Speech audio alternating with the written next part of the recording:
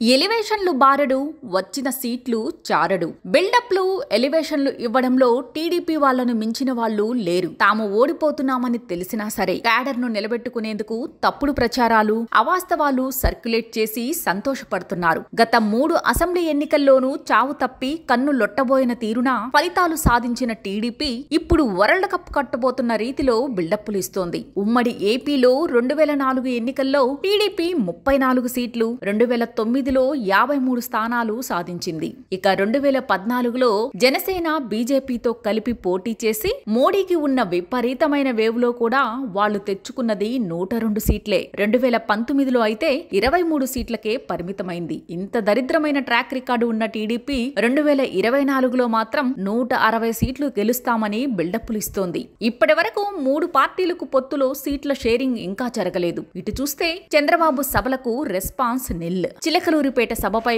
భారీ అంచనాలు పెట్టుకున్నా అది కాస్త తుస్మంది. ప్రధాని మోదీ జగన్ పై గట్టిగా విమర్శలు చేస్తారని, చంద్రబాబును గెలిపించమని చెబుతారని ఆశించారు. అది జరగలేదు.